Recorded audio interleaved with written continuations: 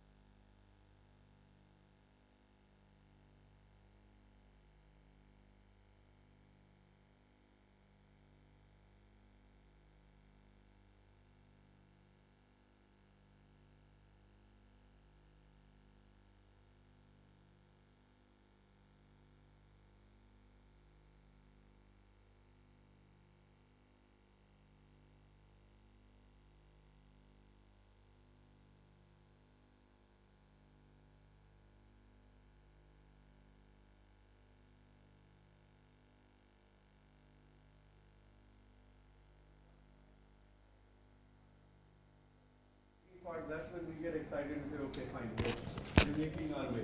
Okay, so जो चीज़ समझ में नहीं है doctor, I didn't understand what he said. Because sometimes he says, I don't understand what it before.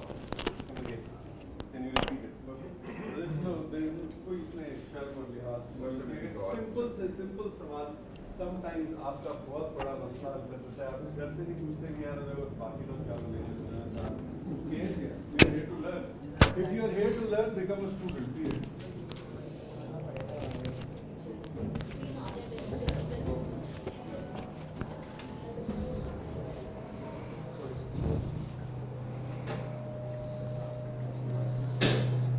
Thank you.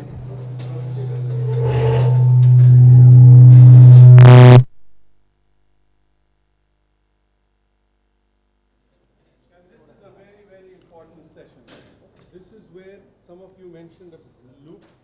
This is where you will understand loops and hopefully understand them better than what you've understood before. So, and I'll tell you, there are very few people in the world that can explain loops the way Paul does. You are very fortunate, and in fact, we are all very fortunate to have somebody who I think is really exceptional. Right, well, there everybody's setting up. We all recognise what a scope is and what it does. So I'm going to ask one of you to... Ooh, I've got somewhere close something. I'm going to ask one of you to pick the scope up and then just to hold the scope and show me how you actually manipulate the scope. So I take it, anybody all on the course? No problem. So if you're on the course, so just pick the scope up, my friend, and just show me how you hold the scope. The scope is clean, so you can hold it how you wish. I hold it like this. Yeah, and how do you hold the other end of the scope? And how do you steer the scope? How do I steer them? Yeah. Once I enter, I start looking at the screen. Yeah. And then accordingly move the dials. Yeah. And maybe twisting. Movements. Okay. So we call that torque. So the twisting, we call it torque. Okay. Anything else? Sometimes you can have to withdraw because you can't, not progressing. And what's the purpose of withdrawing? Why withdraw? Withdrawing because we are not progressing, one, and then second, when you are looping, you are pushing and actually you see that you are coming back. Okay. So I take it as a loop. Okay. So I come back and I de-loop it and, okay. Till the time I progress in the forward direction. Excellent. Now he said a couple of words there. He says when we're pushing, and what does that give you? What image does pushing the scope give you? What do you think if I said to you, I'm going to push this scope in your bottom. I'm going to advance this scope in your bottom. So would you rather me advance or push? Advance. So what we do is we advance. Now, how do you do it? If that's my bottom, advance. Okay. So push, he says. So, advance. Nothing will happen, just advance. Okay? Right, you see what he's doing? He's finding resistance, so he's screwing the scope in. What we need to do when we're actually looking at a scope and advancing, did you see how quick he was advancing? So he was going this quick. Now a lot of the time we do this. If we actually take our time, do you remember the story of the tortoise and the hare? Who won the race? So the tortoise won it because the hare was too quick, he kept getting cocky, he kept making mistakes. So if you take your time and you do it once and do it correctly, then you don't have to repeat it. The next thing about a scope is when you advance it and you're doing this, there is something happening to the scope. What's happening to the scope? So it is moving, it should be advanced smoothly. So all I'm going to do is just to show you what's happening to the tip. The best way to show you that is to pull this back and do this. That is just for demonstration. So you see what's happening to the tip. So when I put clockwise torque on the scope, and I put anti-clockwise torque on the scope, what else is happening? It's You do the same. So put clockwise torque on the scope. More. Keep going. More. And in this way, the fibers are going to be at risk of breaking. Right. Stop. Fibers. Fibers. Where are the fibers in the scope? It's in the shape. Okay. Where are the fibers in the scope? You don't know. Fibers. Where? The shape inside the tube. Okay. The long tube. This is a modern scope. There are no fibers in the scope. Old scopes, when you look down, they were glass fibers in the scope. So we all think this is electronic, it's a microchip, so there are no fibers. So don't worry with the modern scopes. Optical scopes have got fibers in. Optical scopes are brilliant when you're dealing with a GI bleed because they shine and concentrate the light like a headlight. These flash and they strobe. What do they strobe? You see a white light on the end and it's flashing. What is it flashing? Why is it doing that? So we look at this, and when the light is on, it flashes.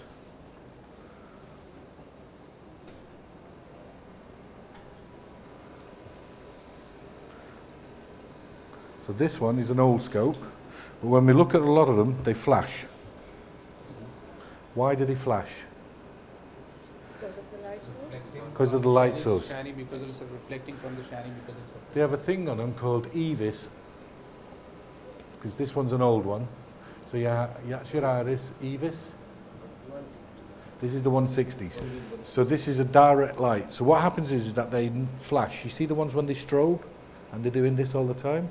So what they're doing is firing the three primary colours. The chip on the end then measures what light is reflected. What is reflected then gives you the image of colour. How you actually know where to start to find that colour is that you white balance the scope. So on there'll be a white balance to actually tell you what to do at the scope. And the white then enables you then to decide what is the baseline, the percentage of the light that gets reflected back then gives you the image of colour.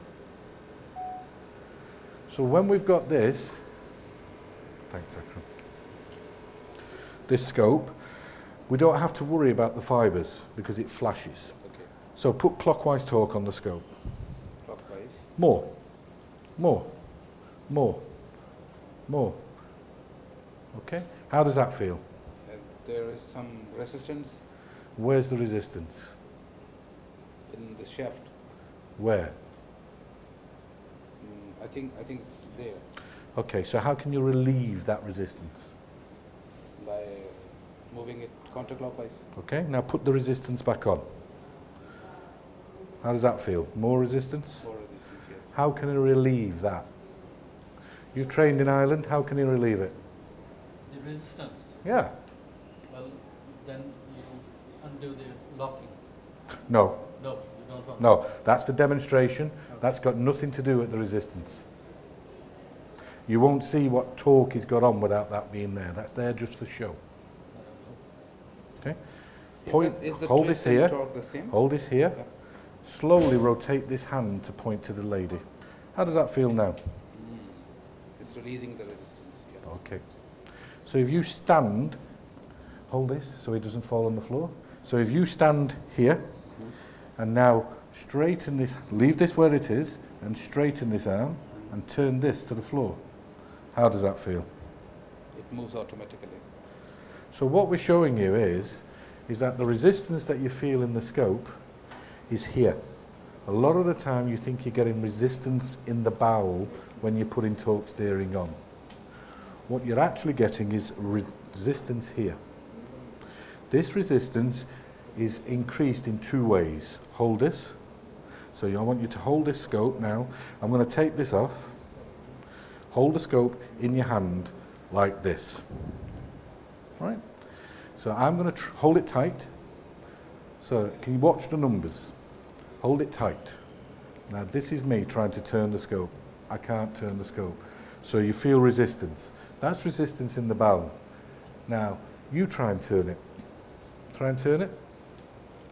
Same thing. Yeah. You try and turn it. Yeah? Now, if we have to turn it, I can make that move. How can I make that move? He's got that grip. I can't make it move. How can I make it move? I want to go clockwise. Inflate. Inflate will actually, I'll show you that in a few moments on here. Inflate may not be the answer. The answer is to do this. He couldn't stop it. Shall we show you again? Hold it tight. Again, sir. Watch. So I do this, he can stop it. I hold the scope. If I step in and do this, nothing. If I step back and I do this, he can't stop it.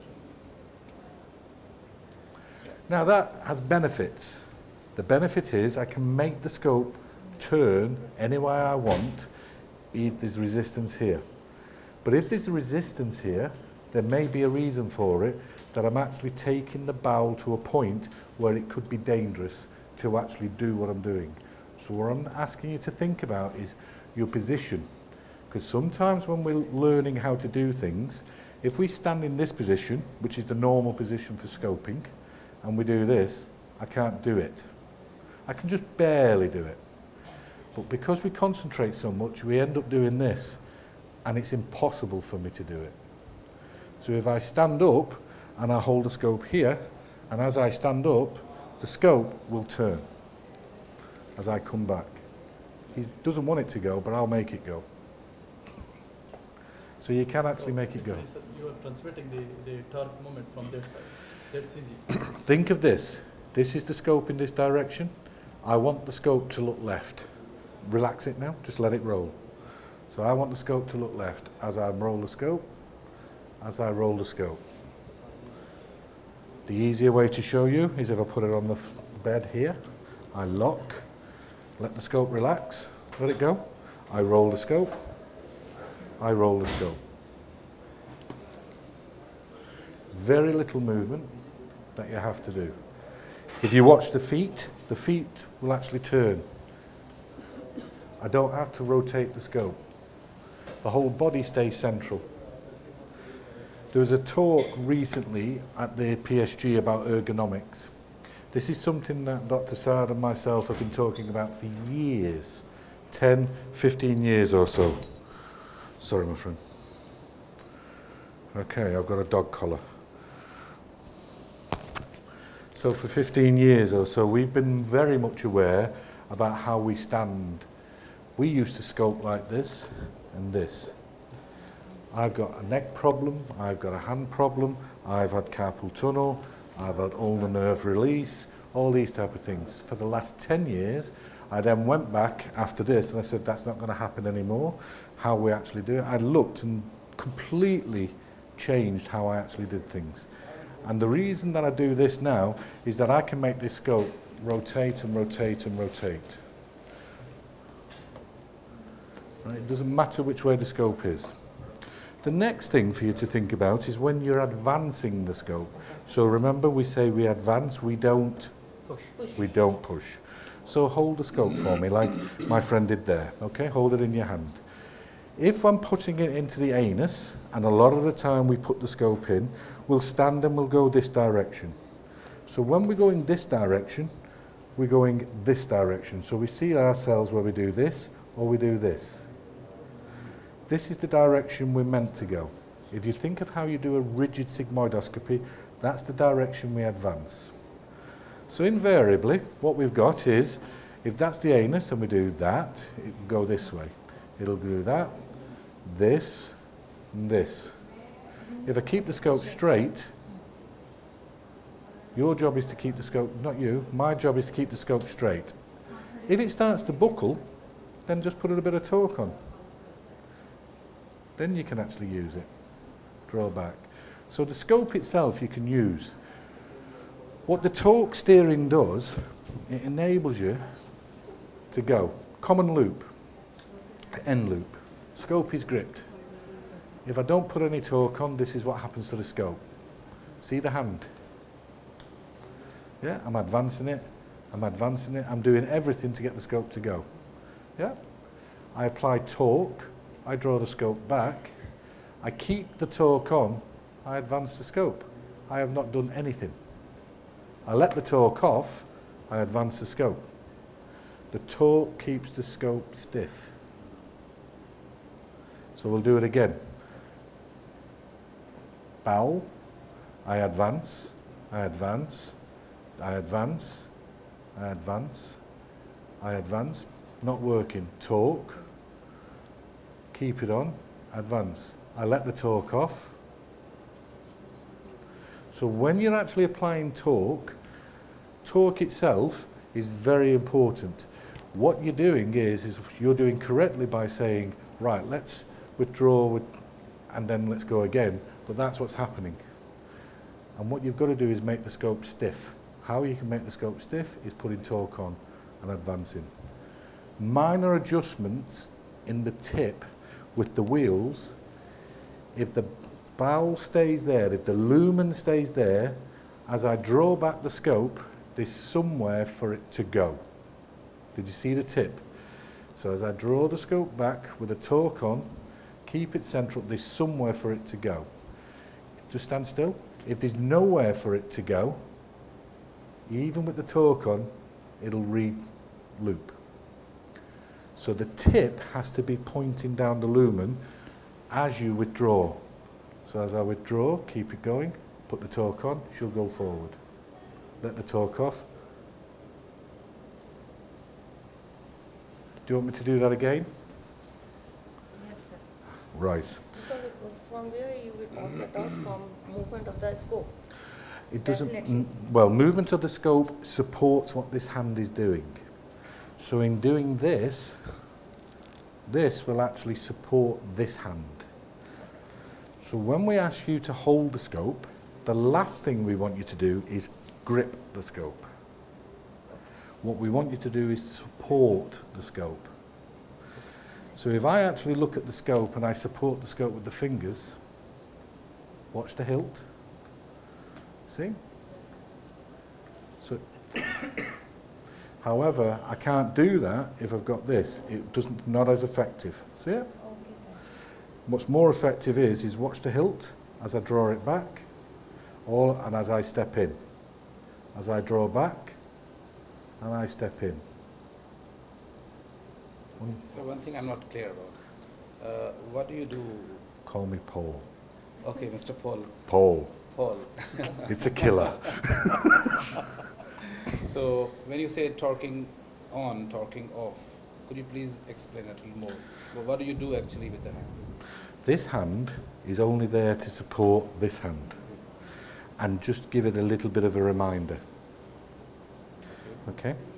So when we look at what the scope does, this is just to demonstrate.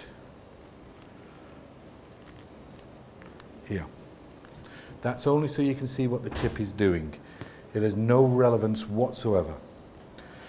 The scope in a straight line, I can make this scope go 360, doing nothing. Okay. You can see there it's in the scope here. Okay. Now I've got resistance. Then I've got big resistance because the resistance is here. Torque on, torque off, torque on, torque off. When you're actually reducing a loop, which we'll go into in a moment, that's when you do the torque on, torque off. Because what you're sensing is the point of least resistance. The point of least resistance is the direction you want to put the torque in, and I'll show you that in a couple of moments.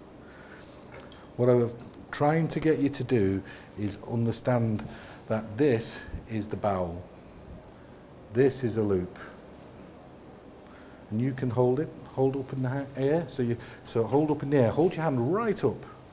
Right up. Just let it loosely hold into your hand. Okay? And it's loose, is it? Yes. No, I want it loose. So you hold your hand. No. Loose.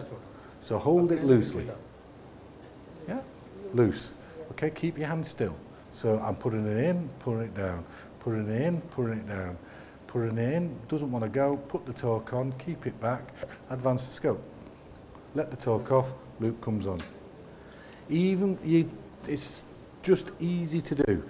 The reason why I choose to put anti-clockwise is because it doesn't matter. Torque on, torque off, in, I put clockwise torque on, doesn't matter.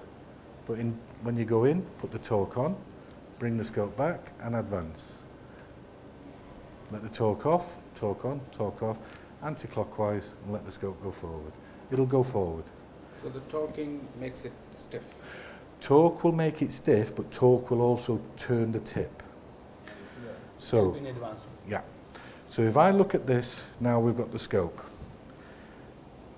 Reason why we always want the lumen, this will always have orientation.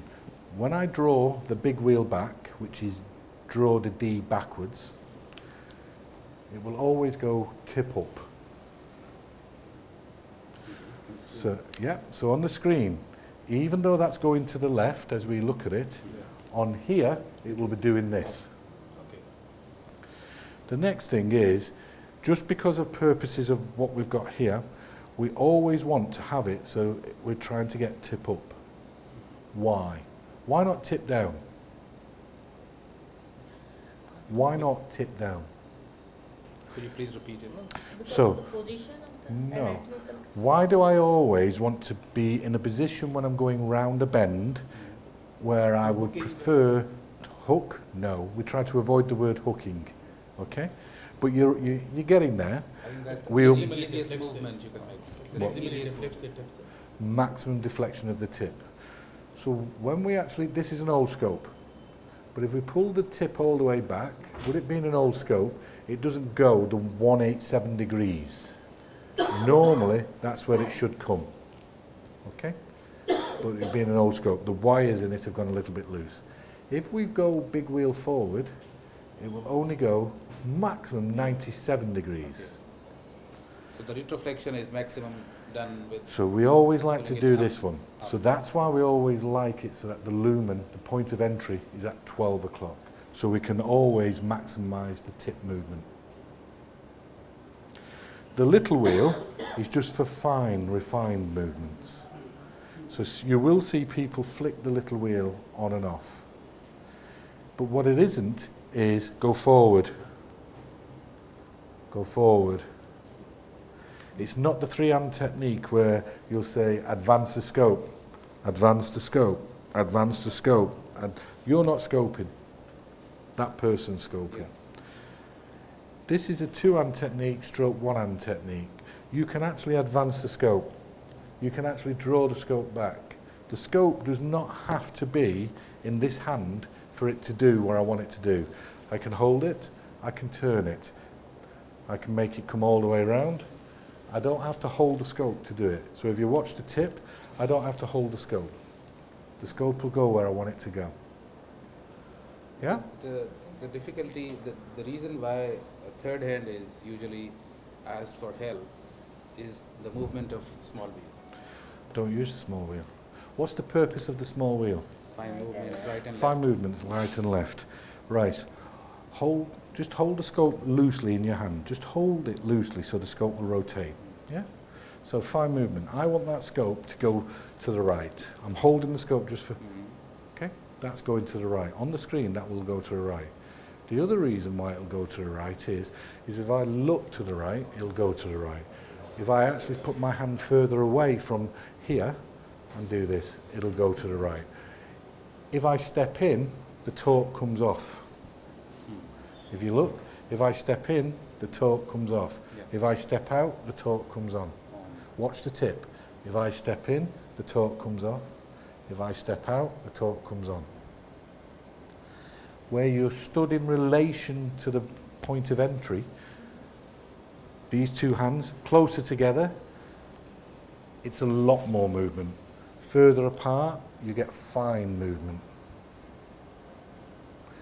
Close together, I've got to do a lot of movement. Okay. Further apart, fine movement. Okay? Now we come to the point. Do you want to come round? Yeah. So, we've got a loop. Doesn't matter. Does it matter or doesn't it matter what kind of loop you've got? You've got an alpha loop. Is it important to know it's an alpha loop? You've got an N loop. Is it important to know it's an N loop?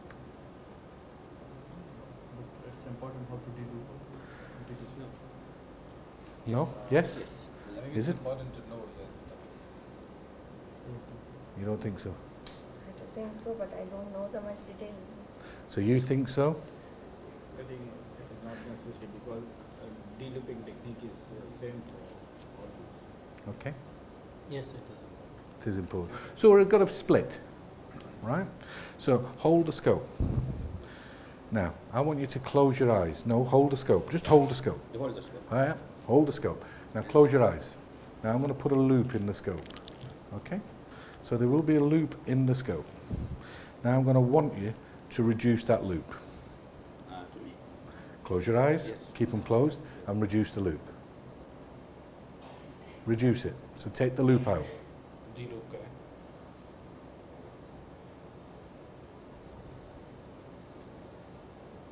Right. Actually, It doesn't matter. so you can do it. Yeah. Wonderful.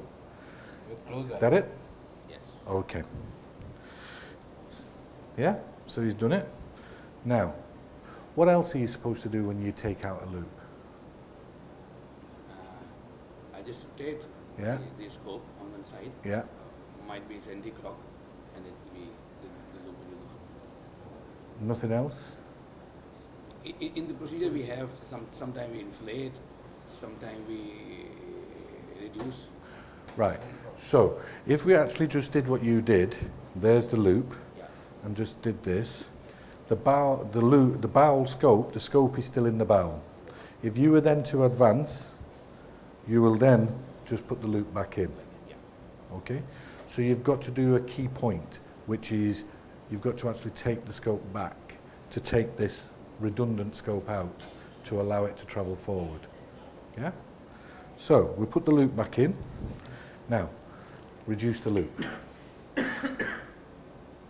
And keep going, keep going, keep going, keep going. Right.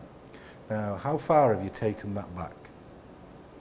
Almost 30%. 30%? Okay, let's now measure it. Put both feet on that line. Put your toes here. Brilliant. Now, keep this hand here. Yeah. Okay. And I want you to reduce the loop and step backwards as you reduce to straighten the scope. Keep going, keep going, keep, no. This hand is to stay here. Stand on the line. Both feet. And keep your hand where it is and step backwards. And unloop. Go on. Unloop. Unloop. Keep going till it's straight. Keep going. Both feet together. Can you see how far he's walked? 3-4 feet. Now, when he actually was unlooping the scope, did he take the scope back that far? No. No. So a lot of the times we re-loop because we don't come back far enough. So withdrawal is important. Withdrawal is very important. So when we look at how far we've come back, sometimes we have to come back a lot further than what we think. Okay? Step up, put the loop back in. Now, close your eyes. Okay. Now I'm going to tell you how to de-loop. Put a clockwise torque on. How does that feel? It's resistance.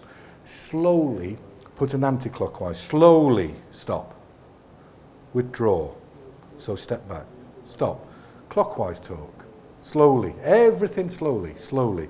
How does that feel? It's now again resistance. Slowly put the opposite torque on.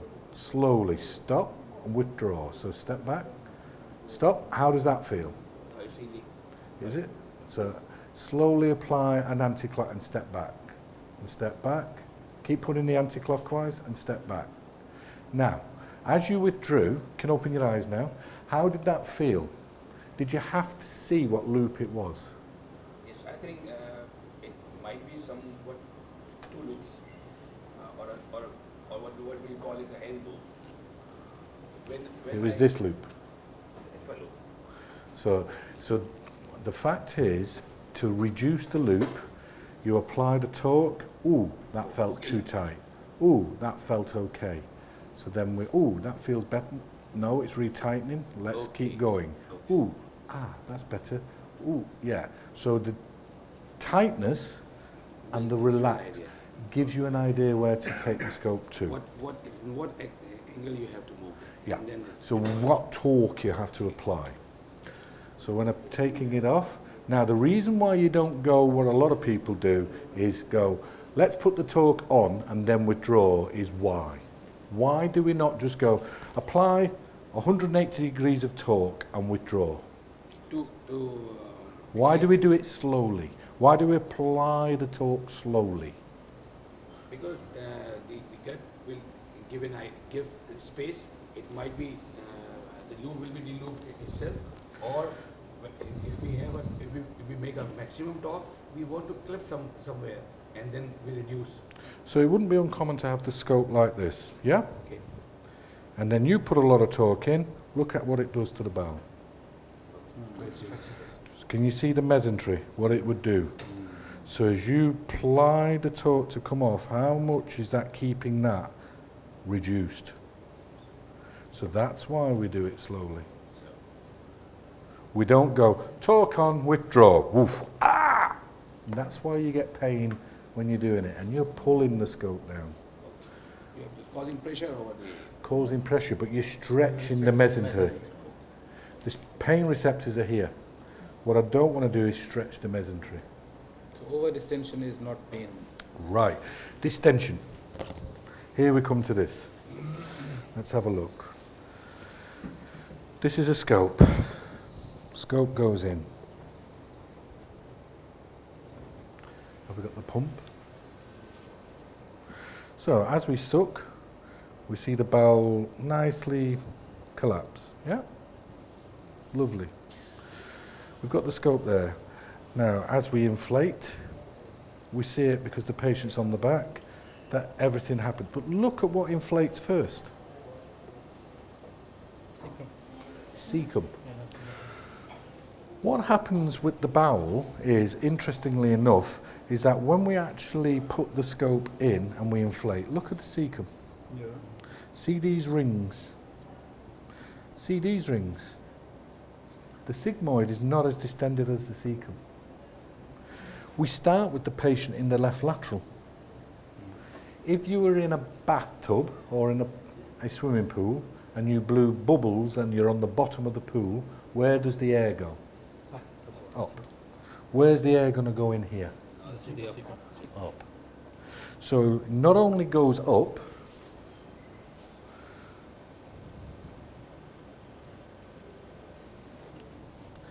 it also, because the bowel is what? Stretchy, relaxed when we don't have any air in. When we put air in, it lengthens. So we're not only creating a problem for ourselves with air by distending, it lengthens. The next thing it does, look at the bends. When they become sharper. So over-insufflation doesn't stop the air getting round, doesn't stop this filling up, but these things become sharper, harder to get round. So what we've got to do is be mindful about how much air we put in. So when we ask you to keep your finger away from the air, sometimes it's not your finger, I'm not touching the button, is what you'll say. Paul, I'm not touching the button. No, I know you're not touching the button, but what's happening is that your glove is covering the hole. The hole that's on the end rediverts the air down to the tip of the scope and goes in. So when we ask you to keep your finger away from the air button, it's because part of the glove is also touching it, and that's over-insufflating. Are we happy? You'll hear me say, are we happy, lots of times. If you're not happy, say, I'm happy. Happy to. Good. Now, what I'm going to do is just show you what we need to be doing with the scope. So I'm going to ask you who's, have we got, oh, are we going to waste money on these? Ah! You see, he didn't call me Sir, Dr. Paul, he called me Paul. This is Akram. Akram reminds me about everything. Now, patients in this position, everybody always, I'm not going to preach to you or anything like this. Your anus is shaped like an oval. Big, big, important thing, right? If I see anybody, this is the patient, okay? So I'm going to talk to this patient. Hello, Akram. Right? So we talk to Akram. How are we doing? Great stuff. I've just examined your bottom, Akram. Any surprise attacks? Sudden blow on head. We do not do surprise attacks, okay? Poor Akram, he's had more surprise attacks from me than anything else. So, Akram. It's very easy to do it in a patient. For a second, pause. Somebody walks in and puts a finger up your bum without telling you. It's horrible. And that's, we're guilty of doing that once in our lifetimes sometimes. And it's, we wouldn't want it done on ourselves, even half, forget about it. Absolutely. Anus shaped like an oval. Hand pointing to the top. That's because the oval is shaped this way. For our convenience, a lot of people go in this way. That's stretching the oval to the maximum. Your finger shaped like an oval. If you let it meet and go in, it's easier. Start with the narrowest, rotate to the, okay? And then in and out. So I know it's talking to you and just letting you know. Yes, sir. Sorry to interrupt. Tea has just come for these guys. Can they have tea while you're... They can have what they wish. No, Yes. sorry. Tea. Don't make it what they wish. Okay. You're going to make like Grab your tea, because I'm going to bore you senseless. While he's lubricating the scope for, and we need one volunteer from the hands-on. So grab your tea, and then I'll just show you. Volunteers to have the scope put up. Akram. We have 2 volunteers who are ready to have colonoscopy. Come here. Like with the chai agi, better you can just pick it up and while you, so that saves time. We cover up the half an hour delay, so we go back to our normal schedule. Sorry, Paul, when you are unlooping, do you have to move back or just with the withdrawal? You want to change it? Unlooping Steps. is your, watch the scope, see the scope there, it's in the patient now. See how it works? Yeah. So unlooping is I add a loop, I would actually be coming back and then drawing back. That's how I would be doing it. Torque and detorque. Would you explain this again, the torque and... Not a problem. No, not about the torque, looping and de-looping. Not a problem, I'll do that. I'm more than happy to go through anything on a group basis or individual. There's not a problem whatsoever. So what we will do, we'll go through that again in a few moments.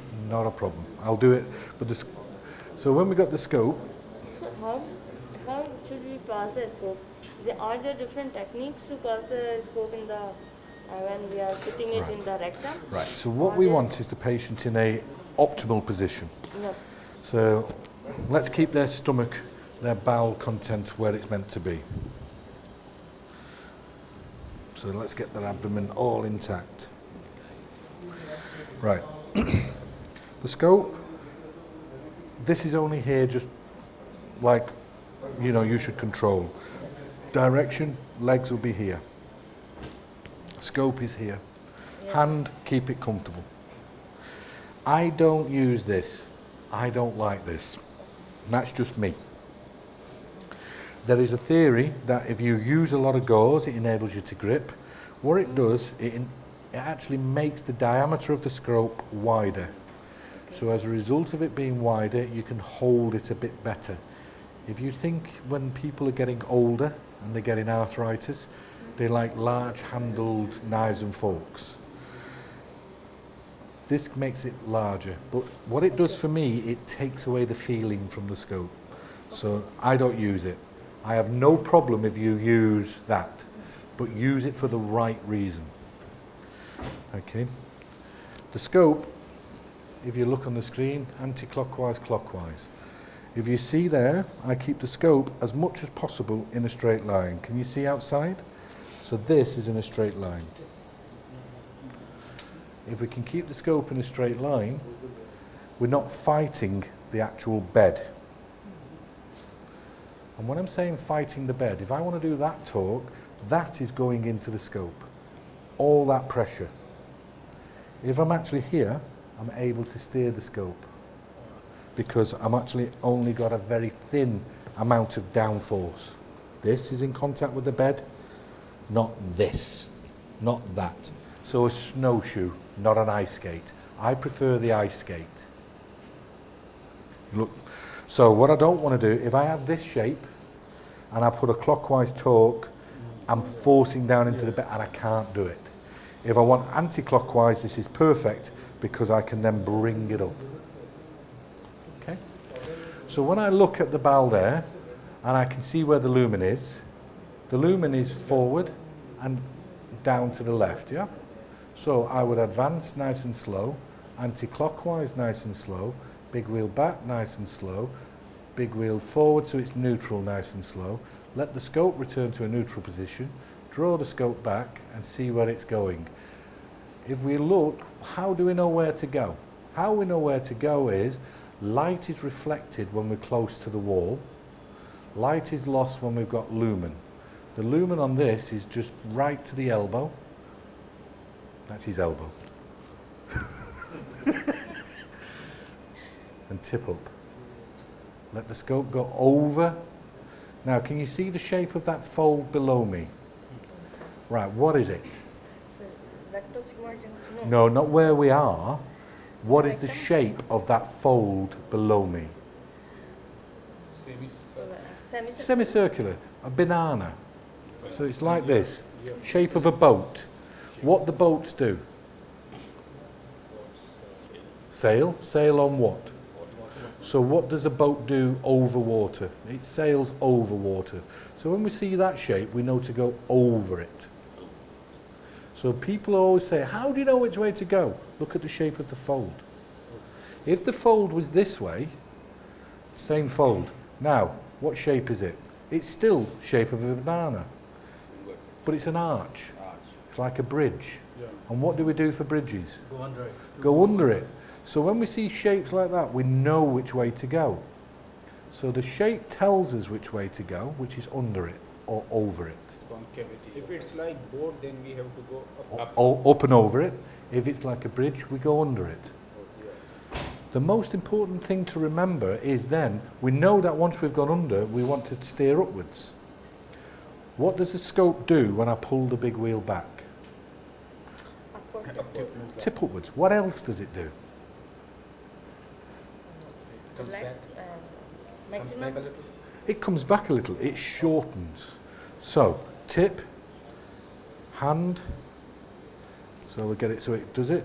Tip, hand, and as we pull it back, it shortens. See much? And it shortens significantly.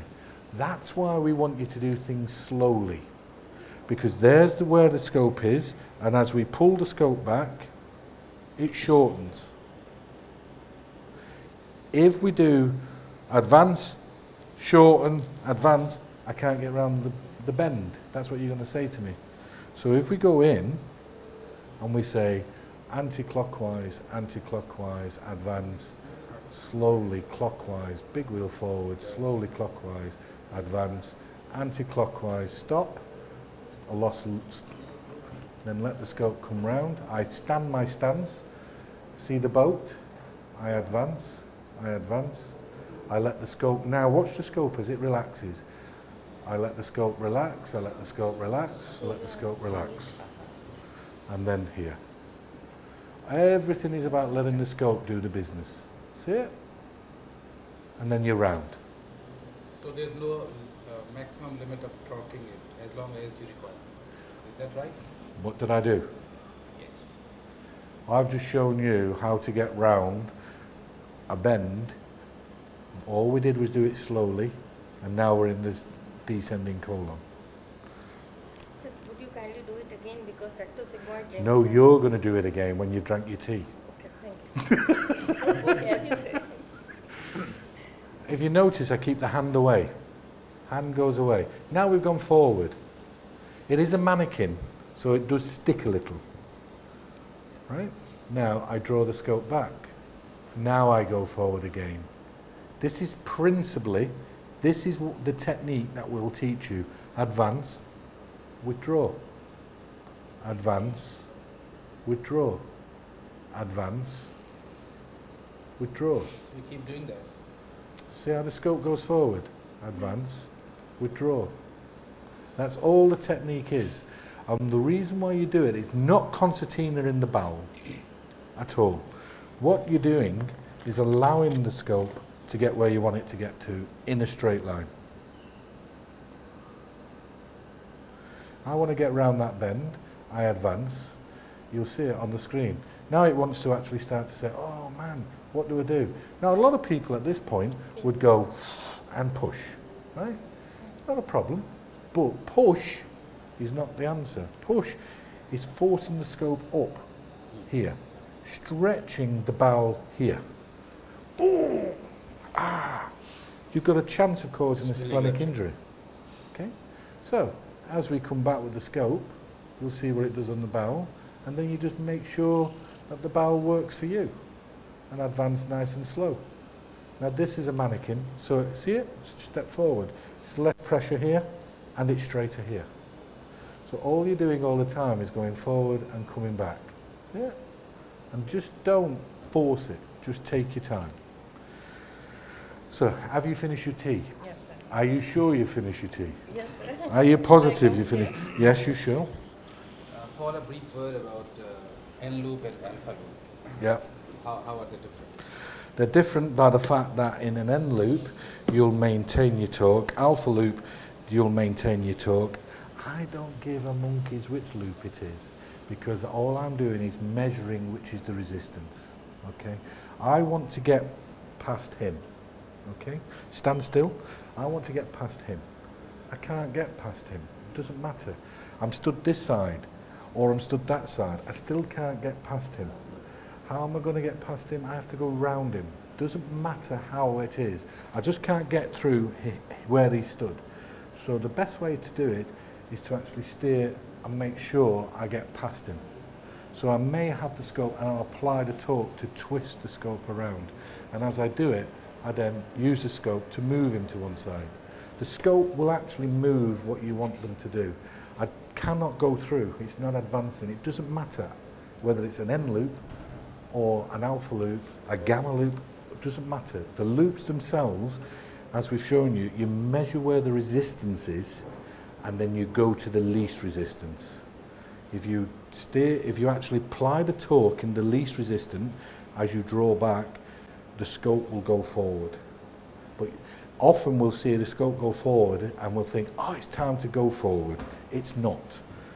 Come back a little bit further, the scope will stand still, and you come back a little further as it completely straightens up. So the scope is here. I want to apply torque. As I apply the torque and I pull my scope back, the scope comes back, the scope comes back, and then it straightens, comes back, and then I can go. So as it straightens, it'll step forward. I then want to come back, I keep the torque on, and then I can go forward.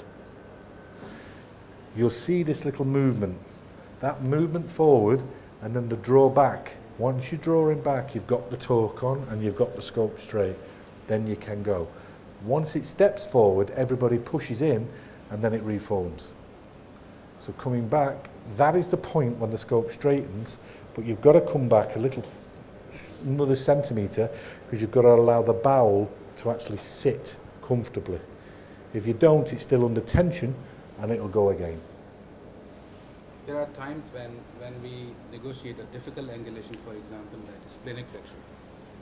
And then there is a step forward where there is difficulty or angulation and I can't move despite advancing. Yeah. And then I'm afraid if I come back from that difficult angle below that by withdrawing the scope, how would I do it again?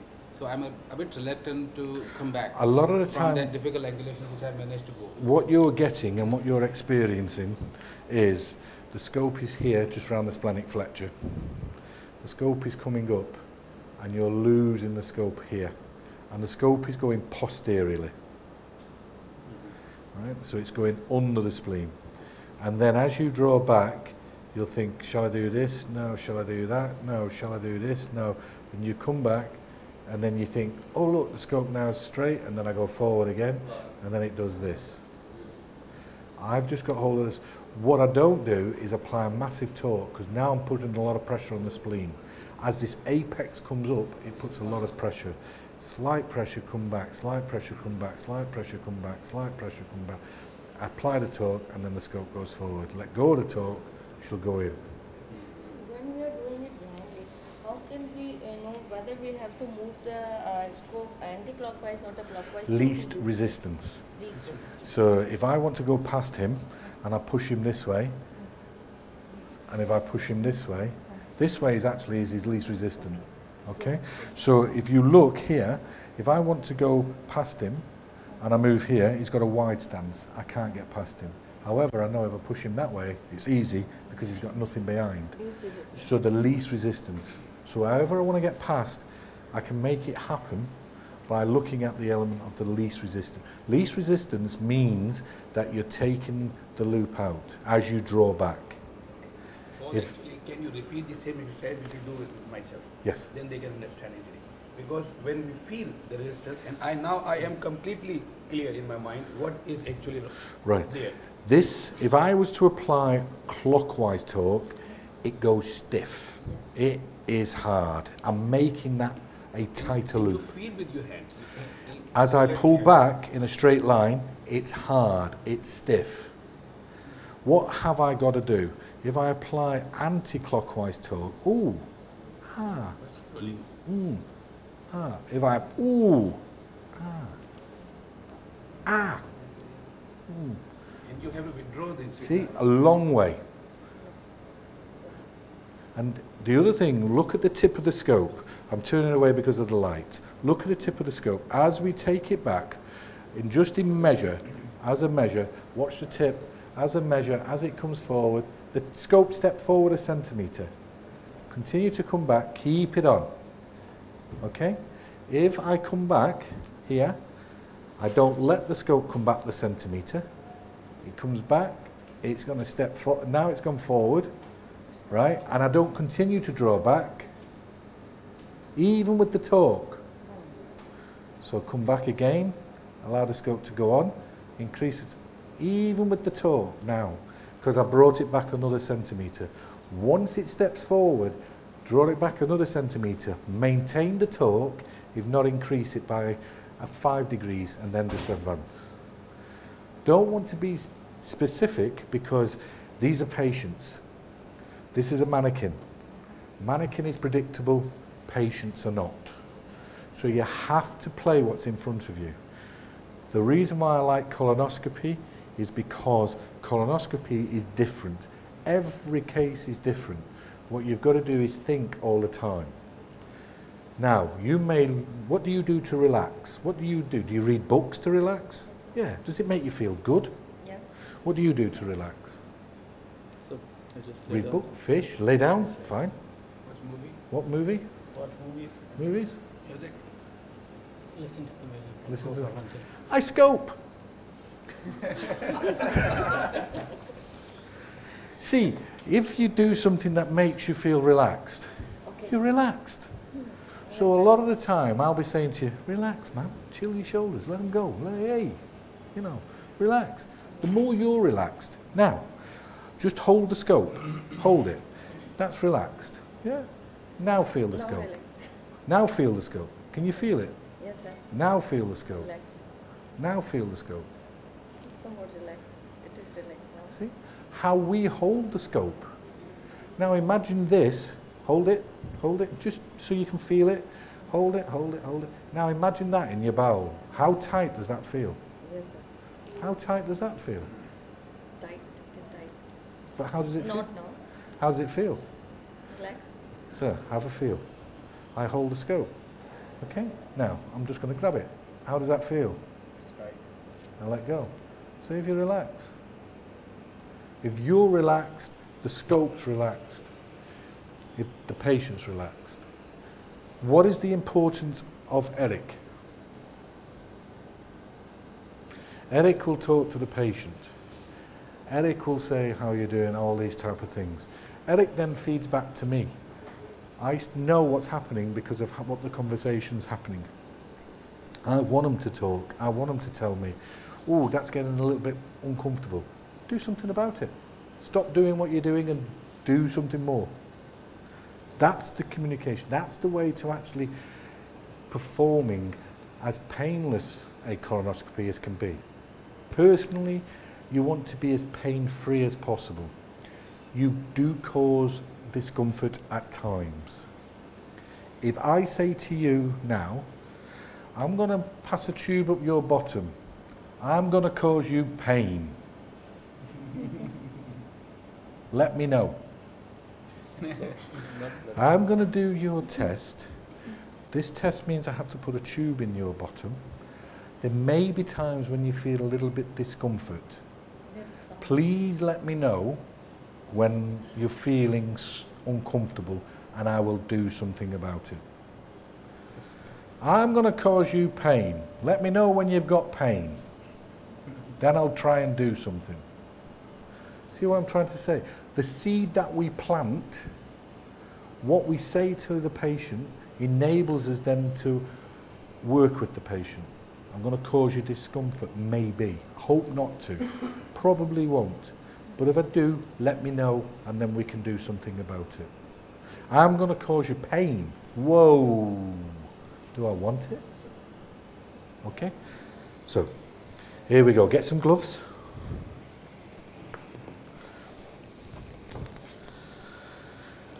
Now all I'm going to do is let you scope.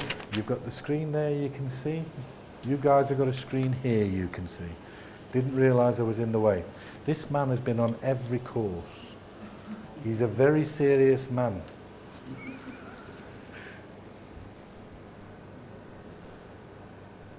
So, do I need to stand next? Where's your person who supports you? Your, I don't like to use the word trainer. If I was to say to you, I'm your coach, what do you think? If I was to say to you, I'm your trainer, what do you think? What's the difference between a coach and a trainer? What is the difference So between the coach guides the Coach will guide Yeah, in the, coach guides when the mistake. the trainer. yeah. And what else does a coach do? Coach is a dictator. Coach is the dictator. Oh hell, that's more of a trainer. Yeah. A coach, in my view, right, and correct me if I'm wrong, I'm very open to this. Baka, correct me if I'm wrong. A trainer will tell you, guide you, support you, but tell you. A coach, you go to a coach believes you've already got some skill, you've already got some ability. He's there to coach and tease the best of your ability, get you to the best of your ability. So Vakar, myself, Saad, Sajda, we're coaches, in my opinion, not trainers. Are you a dog or are you a human being? We have a dog. Do we train a dog to sit down or do we train a dog, or do we coach a dog to sit down? We train a dog. Do we train? We train, that's practice. But do we have trainers to teach our athletes, or do we have coaches? Is there a coach of a football team? So you get people who instruct, who are the trainers, but the coach gets the best out of the team. So what we like to do is say to you, we respect you, but we are coaches and we are going to coach you to do the best that you can be. So we look at what you can do, we look at how you can modify what you can do, and therefore we actually try to get the best out of it. So believe us when we say all we're here for is to help you and to look at how you do it. So we're here to coach you. Should I start? You can. Is your scope got enough lubricant on? Where does the coach stand when I've just asked you, where should I stand? behind you? What can I see? What can I see? You can look at there, you can look at the hand. What can you see? So, I don't see the hand movements and the Okay. touch. So, where do you think I should stand? Here, so to the front with us. Here's good. That is where I actually stand in the UK. I actually stand exactly there in the UK. The reason being is I have a monitor over there and I can see what you're doing here and I can see what you're doing here. So in the UK, I actually stand there. Oh, ah! Right. So here I stand. Here I ask you to just drop your hand and keep it relaxed. There is no point in adopting the Statue of Liberty position to scope. Are you Americans? Yes. I seen someone the other day starting this procedure. I was looking at what he was doing. He was American. So, we're not going to ask you as you go along, what should you do now? I'll stop you. I'll say stop. So, when we say stop, do not be insulted. Stop is a instruction basically to get you to freeze and hold your hands and everything. And what we'll do is say, can you see where you got the wheel? Don't move, just stop. Just stop. You could be potentially just about to cause harm. You could be at a critical point where if you were to do the wrong thing, you could actually set yourself back a few moments. So what we want you to do is stop and look. Sometimes we'll say stop, patient's uncomfortable. Sometimes we'll say stop because we want to actually recover what you've done. Sometimes we'll say stop because we want to make sure that the scope is in the optimal position to do what you want it to do. We'll say pause, just chill. All that means is relax. Okay? So, away you go. So where do you think the lumen is? Don't fish. It is stiff. That's why I asked you, have you got lubricant on your scope? So when often you'll find that one of us will say to you, do you think you've got enough lubricant on your scope? This is a patient. A lot of the patients here understand English. The last thing I want to do, and Vaka and Saad want to do, is embarrass you. So what we do is that we suggest things to you. So we'll say, do you think you've got enough lubricant on your scope? If I was you, I would at this point do this. And the reasons why is because their guidance and their ideas of what you should be doing. If you don't follow it, then we'll say, stop. What do you think you should be doing? Because what we don't want to do is embarrass you. You senior guys, and the last thing we are going to do is say, look, you muppet, I don't want you to do that. So, you know what I'm trying to say? I don't want to do it. So, where's the lumen? Don't do anything. Where's the lumen? So lumen would be on the 10 o'clock. So, 10 o'clock? Right. What makes you think it's at 10 o'clock? Don't move anything. Okay. Because light reflection is not there. As you told previously that Okay. light would be there on the lumen, on the wall, and lumen would be light. Okay. So if I was to suggest to you it's between 3 and 4 o'clock, what would you say? I will try. So, not I will try. Keep the scope still. Don't move anything here, and just draw the scope back 1 centimetre in a straight line. Yeah. And it is 4 o'clock. So I will. So how are you going to rotate the scope? Brilliant. So now, she actually applied anti-clockwise torque and the scope went to the right. What does that tell you? She applied anti-clockwise torque and the scope went to the right. So what does that tell you? That tells us that there is a loop. Nope. No, no. You're only in the bum. She's 10 centimeters. It means the tip was turned on right. Nope. What it means is, this is the scope. This is the scope. If I've got tip up and I do clockwise torque, she'll go to the right. If I do tip down and I do clockwise torque, she goes to the left. So the big wheel is forward. So my answer to you is, when you were asking me, do I have to stand anywhere? I don't. I just have to look at the screen and I'll say to you, clockwise torque 5 degrees, anti-clockwise torque. Okay, you've got the big wheel forward. I know just by what happens when the torque goes on. Doesn't mean it's wrong, just tells me that you've got this tip, clockwise torque's gone to the left. So it is that side which have less vision because of Well, it's less angulation less angulation. of the tip. Now, can you see what's happening with the scope here? You're trying your hardest to actually, I'm going to steer this scope round. Chill. Let the scope relax. Okay? Bring the scope here. Bring this here, just to there. Apply this scope so it's here. Apply this torque so it's here.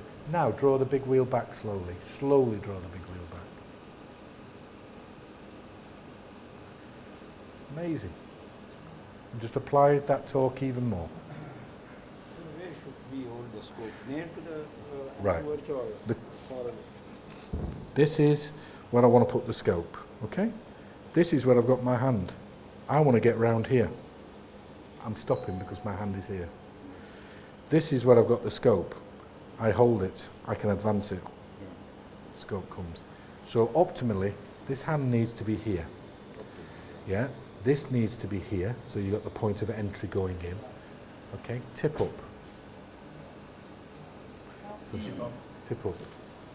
More, more, more. Stop. Draw the scope back. Don't take that off. When we say stop, it just means stop. Because at the moment, what you did there was, I'll sneak this in. I know you're doing it. So draw the scope back in that position. Brilliant. Now, let this slowly reduce. There you go. Now you can see. Let a clockwise torque come in. Slowly. Brilliant. And draw back. Brilliant. Brilliant. See where the lumen's going? Yeah. So how are you going to steer it down there? You're going to, well, it's down. So what you can do is don't do anything with the big wheel. Okay. Just allow this scope to slowly put the torque on. That's it. Let this come back down. Now, draw the big wheel back slowly. And push it forward again. The big wheel. Neutralise the big wheel. That's it. And now let this return even further. Clockwise torque. More. More. Good. Now, tip up. So what you've done is you were waggling this as I was asking you to do this. Do one or the other, not both. When you're looking at your skills and deconstructing, if this is where I want to go, I want to advance the scope. That's as far as I can go. I don't want to go big wheel back, advance, because I'm going to miss. I advance the scope, that's the lumen. I don't want to go clockwise torque and I'll miss. So I want to apply a little of one, then adjust with the other. So I want to go round, so big wheel back, stop, advance, stop, back, stop, advance, stop, back, stop, advance, stop. So you're doing it in stages. Reason why I make it look smooth is because I can actually anticipate and pace the manoeuvre for what I'm doing. When you're developing the skill, you're going to be very jerky. it's going to look jerky. As you improve, it becomes smoother. You're able to make adjustments on the move. So let this come back. Brilliant. Bit more. And big wheel forward. That's back. Upward. Now come back again with the scope. Come back. Come back. Excellent. Can you see where the lumen is? Sit down. Is it down? Yes. How are you going to get that lumen to 12 o'clock?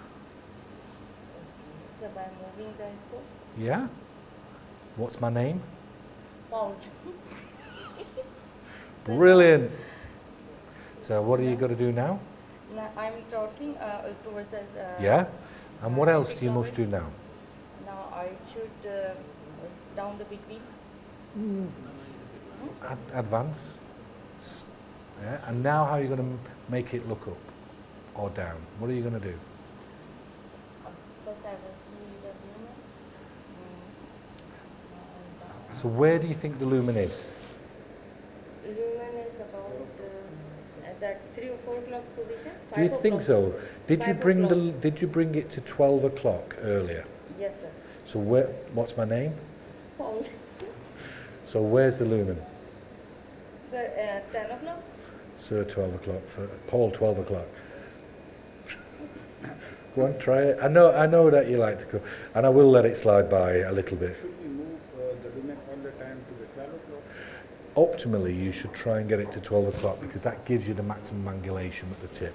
So just try and slowly draw the big wheel back. Just at the moment, right. So we've lost where it went, draw the scope back. When you ever lose vision, draw the scope back. Draw back a little further. Draw back a little, now you can see. So you haven't got enough torque on. Yes, sir. So a little bit more clockwise torque. So this Yeah, one that's will be it, the excellent. Now, what can you do? big wheel down. Yeah, what we can do for a start, we can neutralise the little wheel, okay? So, let the scope come here. See how it's difficult here? Let it come round, yeah? And now, turn the scope here. How are you going to... So lumen is there. Yeah? So where's the lumen now? I should come back. Right. Let's do this for you. Let's put the scope here. Ignore what I'm doing here. Look at the screen. Now tip up. No, you're fighting what the scope wants to do. What you're doing is, I'm going to do this with the scope. It's not a screw. It doesn't screw in. Okay? Your job with this hand is to advance. Relax. Yeah, and chill. Now, big wheel back slowly.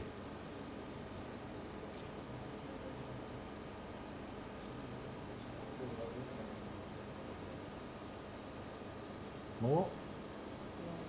Yeah. And now let the torque come off.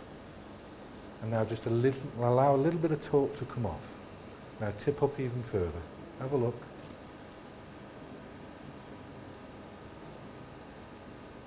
I'm advancing it. There you go. Now tip up. Tip is already up. Okay. What's my name? Paul. Well done. Thank you, sir. Yeah. It is retrograde. Excellent. So, how can we let's make it look like you did it on purpose. So, I always, when I do these, I pull the little wheel back, I pull the big wheel all the way back, and then I increase the torque. So when I actually retrovert, that's how I retrovert. Okay. So when you ever do something like that, don't make it look. I meant to do that. That's what I do anyway. Okay. So take this off and draw the scope back. Should I relax the wheel? Yeah, just relax the wheels. Excellent. So come back a little bit with the scope. Come back. Come back. Brilliant. Now, a little bit of big wheel forward, neutral. Have a look and plan. So what's your plan? To go on the right side. Right. So we've got the scope here and we've got here. If you let the scope sit comfortably, what is your plan? Move advancing. Well, if you advance, you're going to crash into the wall. draw back a centimetre. So where's the lumen? Sir, sir, that way, near about 9 o'clock position. Well, This one? it's over here. Yes, so that, sir. if you aim to 10, okay, brilliant, brilliant, brilliant. Now, I would go downward, so I would put the big wheel up. let the scope relax. Yeah. And now turn the big wheel. If you see what you're trying to do, you're trying to do too much with the wheel. Okay? So if you just let go of the scope for a second, let go of the scope. All right? Yes, sir. Let go. Let's neutralize your wheels. So what you're trying to do with the scope is you're trying to do too much. See where the bowel is there? Yeah. Now, if you actually look at the scope, if you brought this round to here and then relaxed it again, you'll see where the bowel is. Can you see where the bowel is? Okay. Downward. So how are you going to make that scope look down there? How you're going to do it is big wheel forward, clockwise torque, let the torque come on and big wheel back. There you go. And that's how you're going to do it. Now I don't have to be that side to scope. It's a bit of a party piece. We So- have applied both big wheel and torque-wise or anti-clockwise rotation. It's just And, because at the moment my friend there, is it Mona? Yeah, Mona? Mona. Yeah. What it is that she's finding it difficult to actually move from hand gripping because of the numbers she's done to finger gripping. The lumen is down here at 8 o'clock, 6 o'clock. Now if she just lets the scope relax, the scope will go forward. And let go of the scope with the right hand. Let go. Good. Now draw the scope back a centimetre. Now advance. Tip up.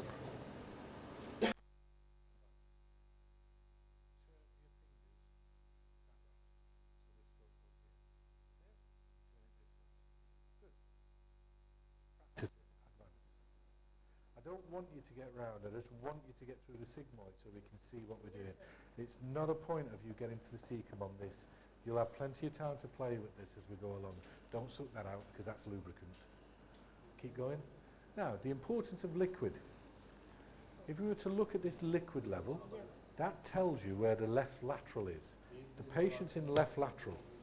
If you look at the liquid, because it's at this angle, we know here is the left lateral.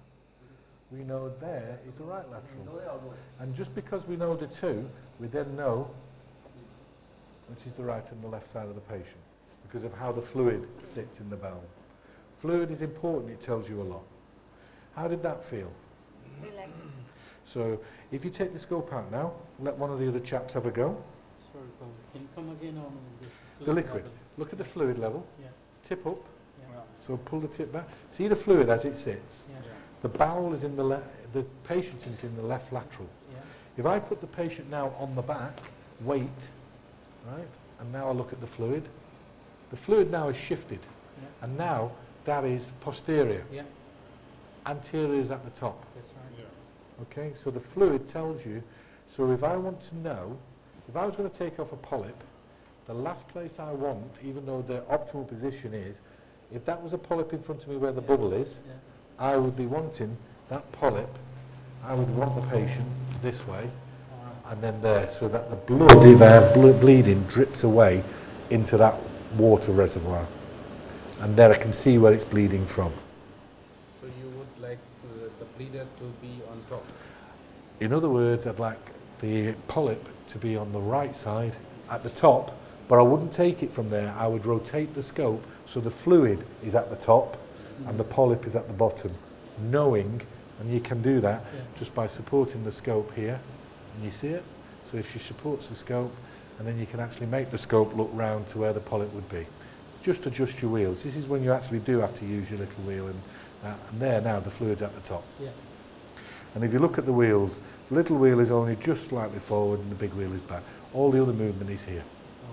So if that was a polyp now at 6 o'clock, if it was it to bleed, it'll drip that way, keeping the area so I can actually do something to it. All right. Yeah? Do you want to take it out? for us, Mona? Brilliant. So, just check it out. Wonderful. Who's next?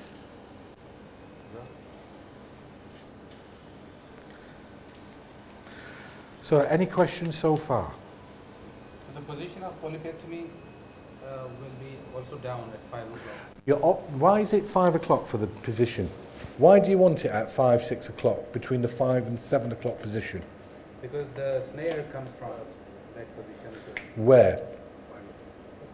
5 o'clock. Oh, okay. Where does it come from a gastroscope?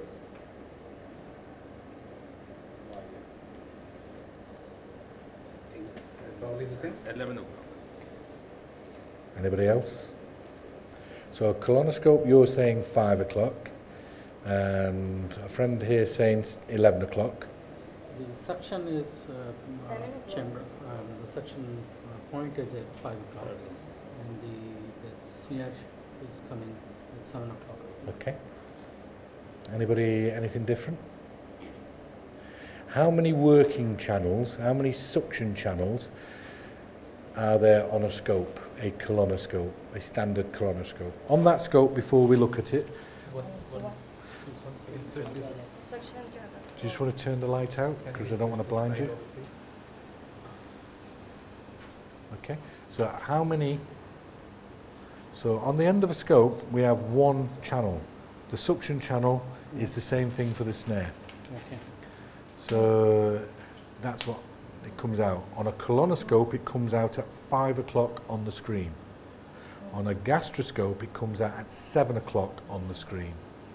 So the suction channel on a colonoscope is 5 o'clock. That fluid, if I was taking it out, I would want it at 12 o'clock, knowing that the suction port is at 5 o'clock, so that that then sits here. And I don't suck the mucosa onto the end of the scope. If it was at 6 o'clock, the suction channel, then I stand a chance of causing suction artifact. Whereas if the fluid's here, I tend to steer towards it, away from the 5 o'clock position. So if the fluid's here, fine, I steer here, then I can suck, because the suction channel is away from it. If it's at 12 o'clock, the suction port's here, so I can suck it quite easily from that position. If it's at 6 o'clock, I know I'm going to have a problem.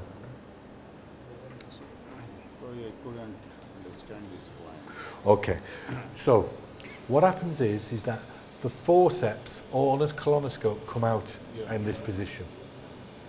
On a gastroscope, they come out in this position. That is the same port that the liquid that you aspirate, suck up the scope, comes. So the liquid comes up at 5 o'clock on a colonoscope. If the liquid is here, there's a big chance you can suck onto the mucosa, blocking the scope and stopping it sucking the liquid. If you want to clear the liquid, the best place to have the liquid is from here to here. And then you're taking this suction port to here. The scope that's left, which is this bit, stops the bowel prolapsing into here. So you're actually sucking out the liquid. Yeah? Not a problem. Where you go, my friend?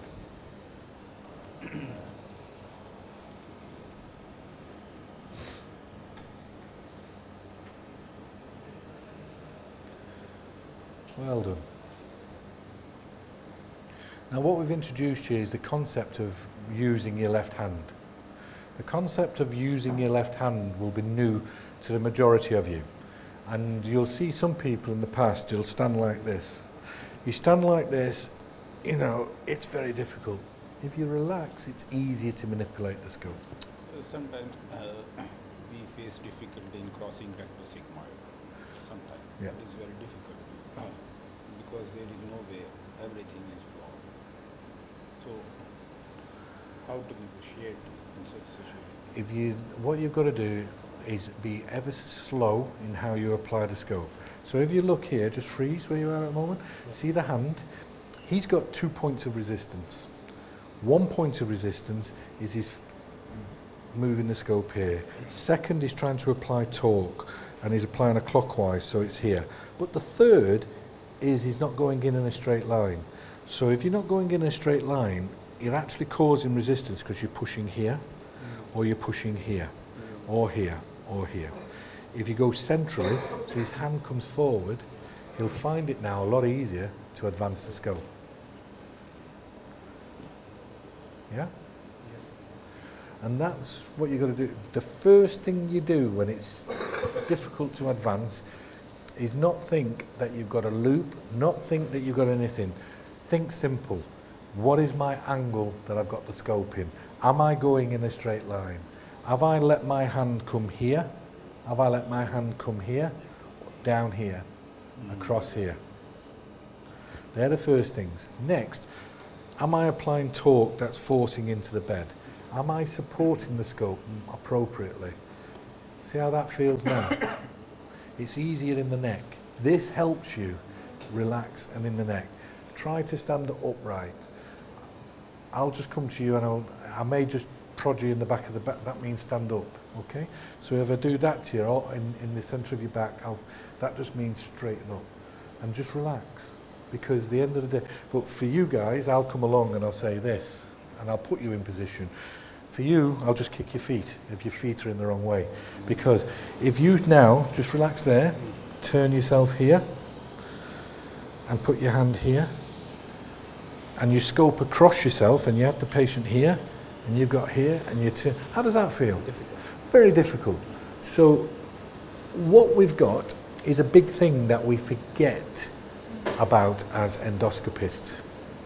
And what we forget about is we need to control the set. The set is this. So I want the trolley. The trolley for you is perfect. The trolley for you is 6 inches too low. The trolley should be at here. The patient should be here. You should be here with your foot slightly back, your left foot back. Right? Now, just open your legs a little bit wider. Now that lowers you down. How does that feel for this hand now? How does that feel for the neck? So if the trolley doesn't rise, I'm here, I want to actually make myself lower, I will do this. So now all of a sudden I've come lower. If I stand here, the same thing, I've come higher. So you probably think, well, what's he talking about? But if you actually do this wide stance, it then enables you to stand up. So use what you can do to get the angle. If you're too high, you're coming in. If you're too low, you're going up.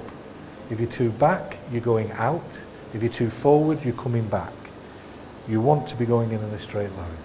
Do you want to take it out, my friend? Yeah. Well done. Thank you. Who's next? Paul.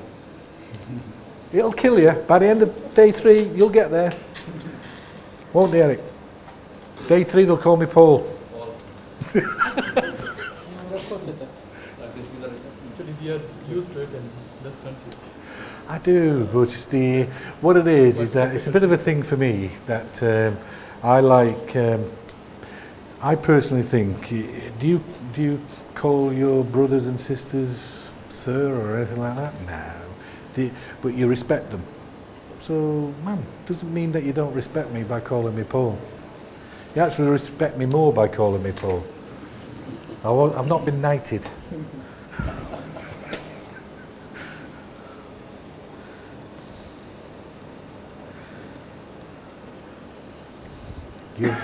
You look very serious. Actually, the procedure is quite difficult. Oh, okay. Is it? In day-to-day life, he is very funny guy. Is he? Yeah. Okay. So he's got a lot of pain there.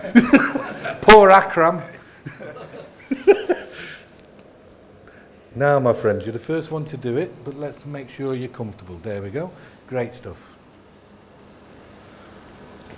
Excellent. Nice. Turn your buttons to the floor. That's good. Yeah, you're right. You are right.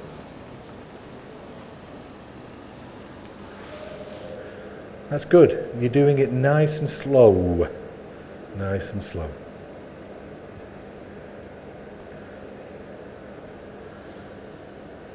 Are you on there? So Mona was going to give you some advice then.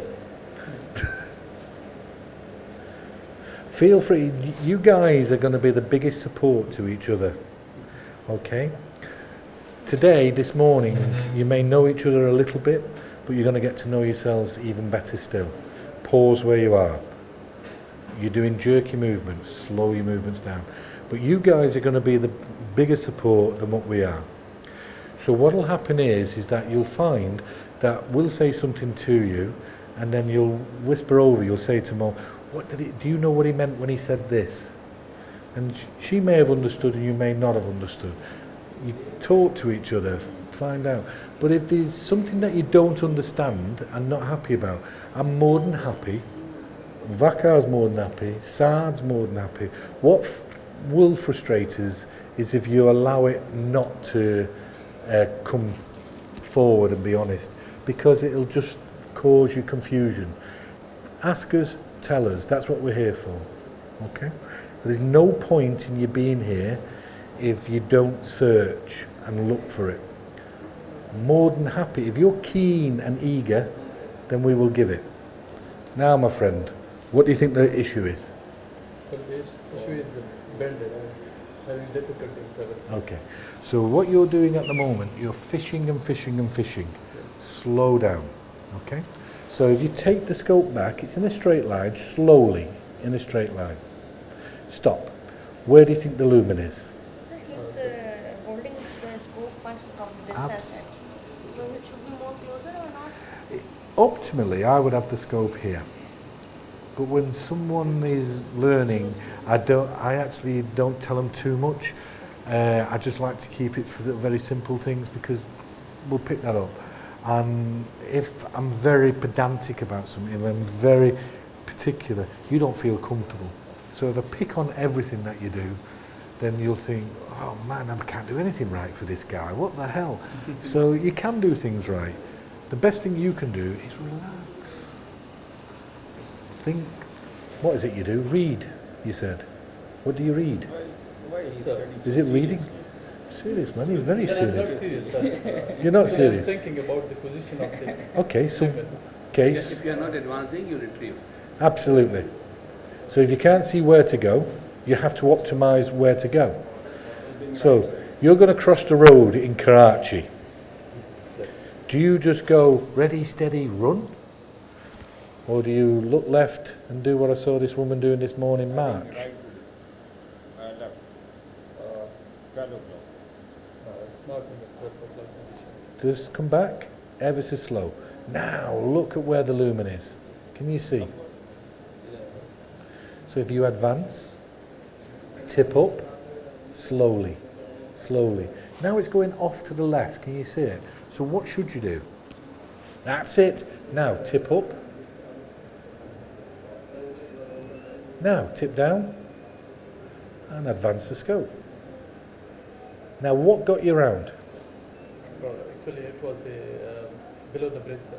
Under the bridge. Under the bridge, but what else got you round? What did you do to your technique there So the that you weren't doing? to slow a bit. Slow. So reason why I let you just go on, Slowly advance. because I need to see how you've been doing and what your issue is too slow.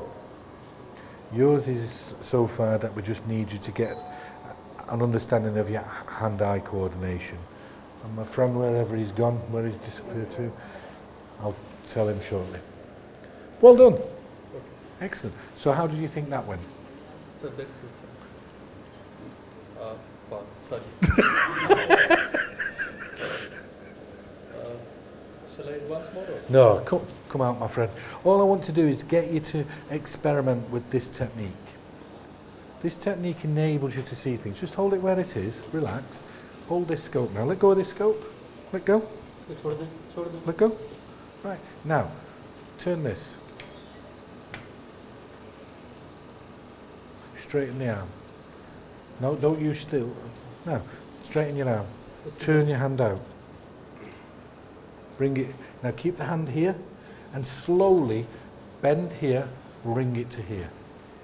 Now, इसको यहाँ रखें, elbow बंद करके elbow को bend करते जाएं, सीने को लें. yeah? So can you see what it does? And what that does with this, it enables you, I can't do it. Oh, it's easy. So, yeah? If you take out and hand over.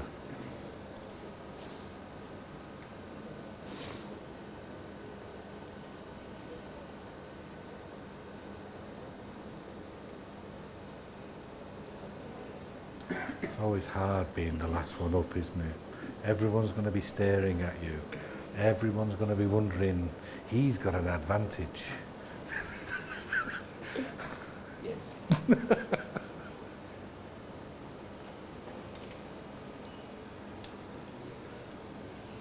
I can't call you that long name. What's your name?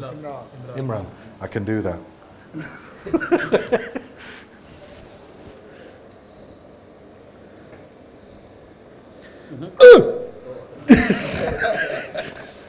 Are you married?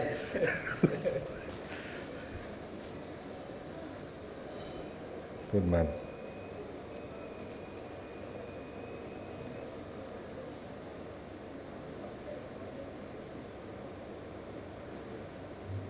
He's very quiet. He's also becoming quiet. So He's very quiet. quietly stressed. Quietly stressed. Good.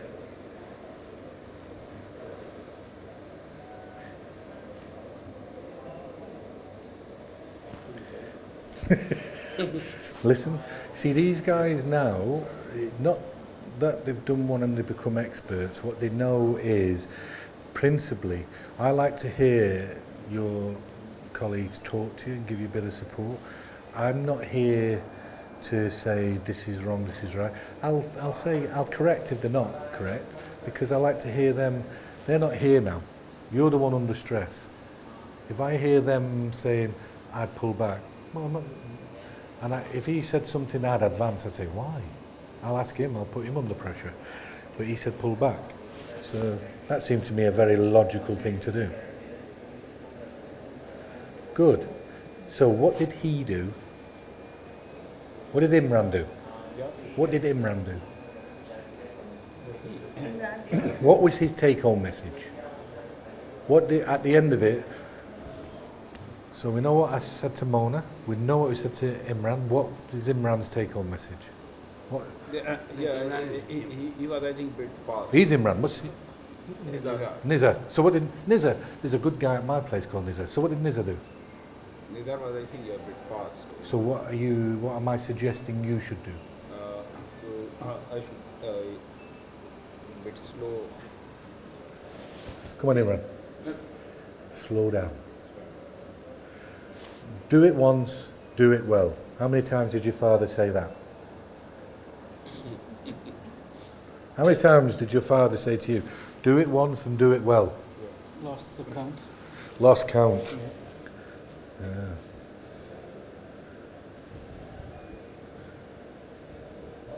My father used to say to me, go out and do it and don't come back in till it's done.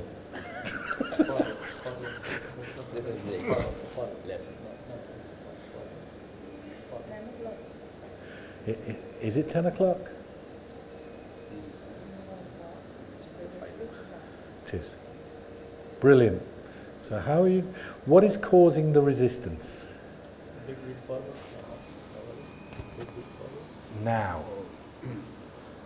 A lot of the time our resistance is we've caused the problem. We've caused the problem.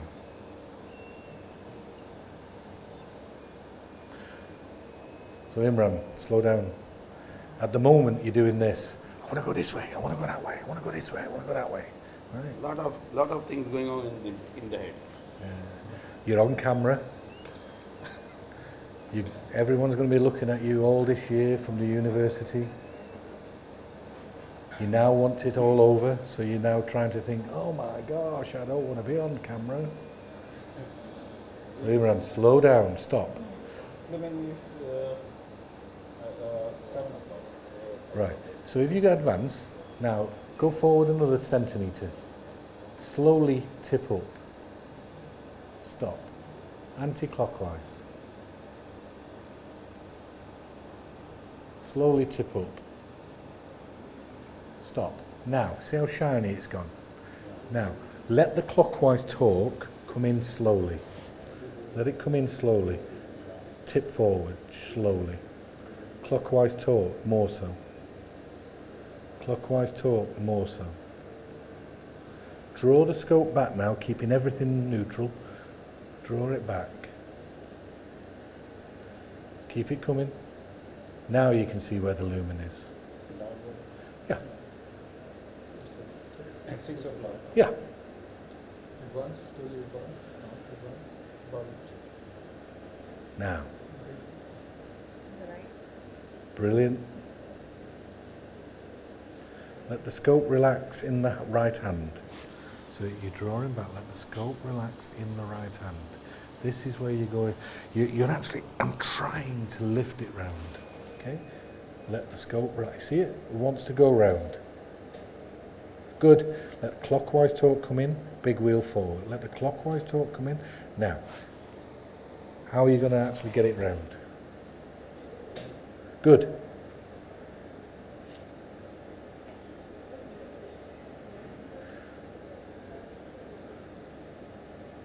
So what should you do? slowly advance. Advance. Well, at the moment, you're just going into the... Where are you going? You're just pushing the peritoneal reflection around, aren't you?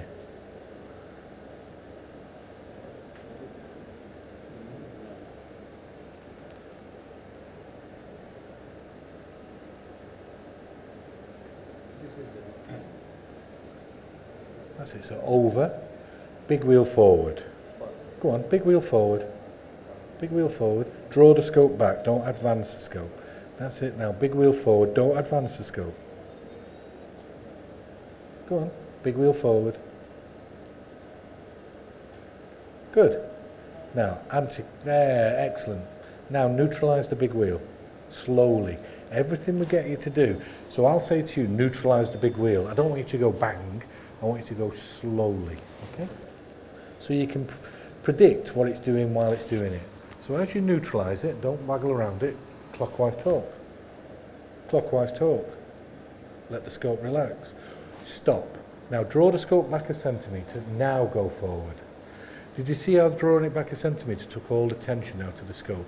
So once you go around the bend, just stop, draw back a centimetre, go forward. Okay? Do you want to take the scope out, Imran? Good man. How was that then? What's your take-home message? So we know what yours is. Yes. We know what yours is. And what's yours? Move forward and backward. You're not dancing. Slowly. Slow and steady. Okay? Okay, so we both, two of you have got one particular thing, you've got a slightly different thing, okay? Yours is just that we've got to actually just look and visualise and not be as quick to advance. So again, slow, slow, slow, and yours, coordination. Okay, so take out the scope then, Imran. Good man. You're up. You don't seem to be a big fan of small wheel. If you have to use a small wheel, use it. Now in the UK, I will use the little wheel when there's diverticular. The reason why I use the little wheel in diverticular is because you can move the tip more so. When you've got diverticular and you're doing this, right, it causes pain because diverticular often is scarring and it doesn't like to be moved. The bowel doesn't like to be moved around. So then I'll use it. When I get to the right colon, I will often flick it. There's occasions when I will just manipulate the tip ever so slightly with it. That's just to keep it absolutely central to the lumen. Even in the sigmoid, you'll just flick it ever so slightly. And I don't use it. You're quite right, I'm not a fan of the small wheel. I'm not a fan of the small wheel because I believe if you use it too soon, too early, you'll cause loops. When I've used it, I've looped more in the early stages. So that's why I don't use it. Well, I've seen one guy who would lock the small wheel. If you lock it, I'll stand on your foot and I'll say... I'm just asking. Yeah. And he would just, because it becomes stiffer, Yeah. and he uses the top Yeah. and just keeps going. That is a surgeon, isn't he? Yes, Yes, he is a surgeon. Nothing against surgeons. No. But surgeons like stiff instruments. Do they? Yeah, I like floppy instruments. Is rigid sigmoidoscope is still in use there, or it's Rigid out of sigmoid, the use of rigid sigmoidoscopy, I think it has got a place. I don't necessarily believe it's got the place that people think it's got. I think if you've got somebody you suspect IBD, I wouldn't want you to put a rigid sigmoidoscope in the bottom. I'd want you to send them straight for a flexi-sig stroke colon. Going back to your point, any patient with rectal bleeding, be them that blood is mixed with stool, first of all, is it mixed or is it separate? But regardless, I'd want to actually do a colonoscopy rather than a flexi-sig. I think flexi-sig is a very poor test. I think the reason why I think flexi-sig is a poor test is because a lot of people go by measurement, and a lot of people then believe that they've got in. I can get a scope. What is the shortest in a full-blown adult female who's very similar to Mona in stature? That was the lady that I got in. How much scope? And I was in her terminal ileum with this amount of scope in. No previous surgery, no previous scopes, no issues with regards anything in the bowel at all. It was a normal bowel. So how much scope was in, and I was in the terminal ileum? 60 centimeters. 60?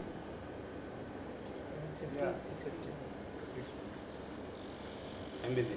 You're busy. I'm busy. Okay. I'm sorry, but Well, at times, if you go without much of inflation, you can reach 60, 70. Okay. 31 centimeters in the terminal ileum. So 30. 31. So, and I know you probably think I'm being funny. My argument is I've seen someone do a colonoscopy and it'd be completely up to this and it'll still only be in the sigmoid. So how much scope you've got in is irrelevant. That's what I'm trying to tell you. So I don't want to hear, well, I've passed the scope to 70 centimetres, I'm in the ascending colon. Rubbish. Doesn't matter. There's two places we know we are. Rectum, because we've just got in the anus, and cecum, because we can see the terminal ileum and the appendix. They're the only two places we can tell with absolute reliability. Well, I feel some resistance Right. here. So draw back, tip up, so big wheel back, tip up, keep it coming, keep it coming. Now tip down. Let the scope go neutral, in other words. So what I'm trying to say to you is that don't quote this amount of length of scope in means I've gone this far. It doesn't. It doesn't mean that at all. Now there are patients when I have gone, but these are patients who are 28, 35 stone. You'll lose all your scope. But in all honesty, that's if you put too much air in. I actually find the larger patient a lot easier to scope than someone like yourself who's slim and slender. You're difficult to scope.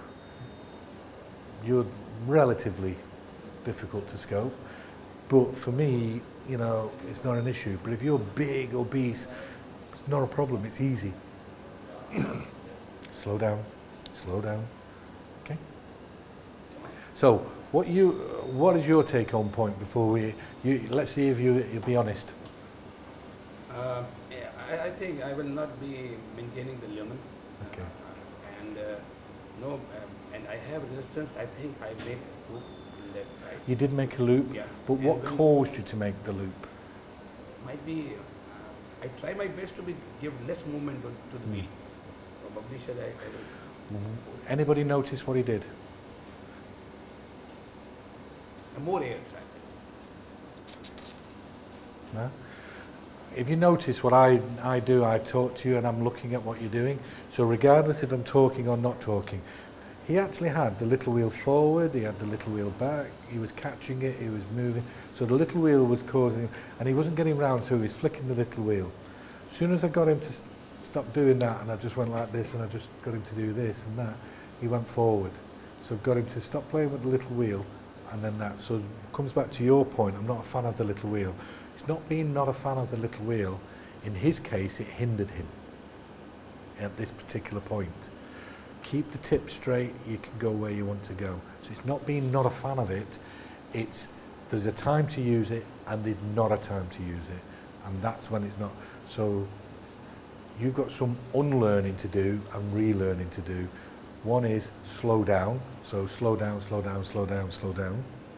You've got coordination, but you've also got to add into that, you've got some old habits that we would have to consider and look at. But if it works, we won't correct it. And that's the difference between being a coach. We're coaches on the course, not trainers on the course. So a trainer would turn around and say, stop doing it that way. I don't want you to do it that way. I want you to do it this way. That doesn't give you the respect you deserve. If it works, my job then is to look and adapt what else you've got, what can put extra tools in your armoury. So our job is to give you options. This course is to say, yes, you've been scoping. You're maybe not as successful as what you can be, but you could be more successful once you've explored and experimented with new ways of doing things. So it's to give you extra tools for when you get stuck. So you say you get stuck regularly where you got stuck. You say you get stuck in certain areas. You guys, you know, want to get round and be as comfortable as you can. You want to be successful. At the moment, you're going to be the easiest because you've only done 25. The guys who've done more than 100, you've got established patterns of doing things. So we have to look at what you do and get you to address what you do, and that's where the challenge is for you. Okay? Actually, one more thing. There's this small wheel have this twisting. No, it doesn't. It just makes the scope look left and right. So if you pull this back, it looks that way. Pull it forward, it looks this way. So that's what the little wheel does. But the little wheel can be used and can't be used. There are options for it. Can I bring it out? Yes, you can. Was that any good for you? Did you learn anything from that? Yeah. Yes, me? Yeah. Thanks a lot. The things that I try my best to not use the small wheel anymore. If required. If you're required. If required particularly. And Eric won't let this chap have a go.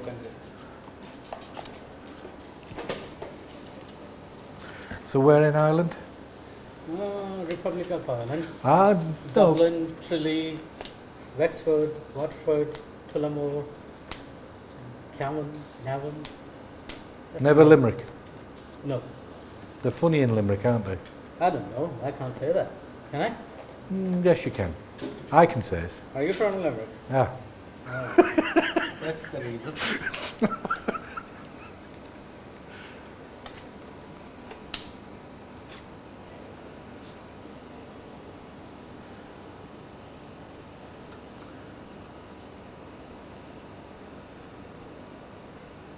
Everyone's gone quiet. I don't know why. Everyone's looking at you. Is it? No, that's fine. Right, so we stop you there just a second. Okay. You don't do anything. What did he say? What did he? Yeah, what did he say? Did you hear him? He says, oh, that's Yes. wrong. Right. So when you're scoping a patient, this is only, we know it's not. He wouldn't do it in a real case. And, you know, because we were just entering into a bit of banter. But in real life, if this was a patient, the last thing you want to do is hear the scopist go, oh, that's wrong. Oh, you know, so be mindful how you come across to the patient as well.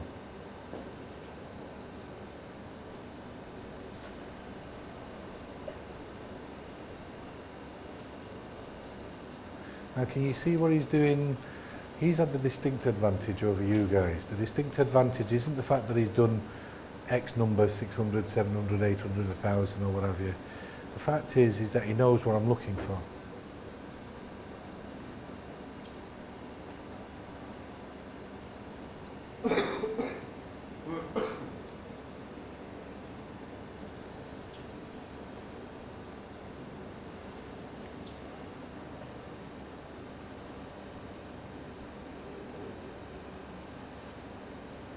Now, what's he done that some of you guys haven't done? He drew back. Yes. Okay. So when we what does that tell you? So this is a very good learning point, right? And it's not that I'm trying to say he's better or not better or anything like that. He's struggling on the same points as you guys have.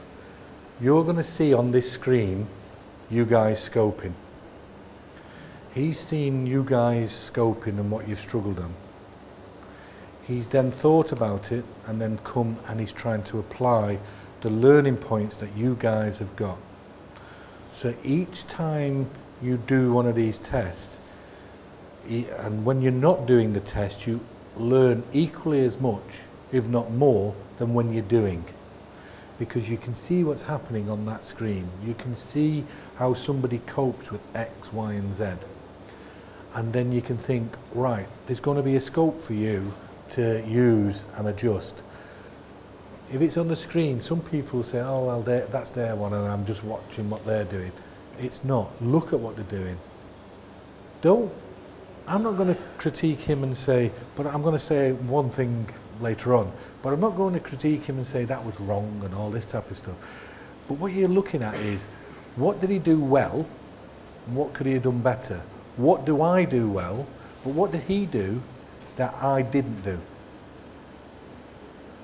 Did he do something I didn't do? Lubrication was not Lubrication, yeah, but he has got one take-home point from this, one big take-home point, all right? And he's nearly got round, but he has got one big take-home point. He's got two. Plus he's moving the scope up. Yeah, like that. and now It should be what we that should side. have is the confidence like what Mona's got to say. He's not going to take that as an insult, that Mona is saying what he's doing is wrong or right or what have you. What she's pointing out is what could optimise, what could make his advancements better. All right? So don't be insulted if, I wouldn't feel upset if you says, why did you do that, Paul? Why did you do this, Paul? You know, not a problem. I noticed your hand did this. I'm not going to give you any excuse. I'm just going to turn around to you and say, oh, well, it's because of this, that and the other. Well done. Right, take-home messages. What do you think they are? Two is especially at the rectosigmoid junction. I think it's for everyone. When the loop of the bowel is just looking at you, it's difficult to... There's two reasons. One, it's a mannequin. Yeah. But the one that was making it difficult for you is you had the scope, Yeah. and instead of having that direction, you had that direction. Yeah. Your hand came forward, Alright. and then you were trying to push in, and that's what you were doing. Okay. Mona was quite correct. You had it here, and then you come here, Yeah. and then you were trying to go in this direction. So what you've got to do is look at the angle of attack. Okay. So if we take this out, Yeah. let me show you. Can we just switch off that button there? This is the last part of this bit. If we look at the scope, Yeah. if I actually have the scope in a straight line, I can go in a straight line. If I come up here, Yeah. Yeah. if I come here, Yeah. if I do here, if I do here, it will go forward, but it does this. So my resistance is caused outside the pet. I'll come here, and that's what he was doing. So the major take-home message is, even though this was doing this, it's the same as this. So keep your angle in, snooker cue, Yeah. not, I understand. yeah? Yeah. So if you look at what we're looking at from our point of view, we look at everything you're doing and what's going to make it better for you. Yeah.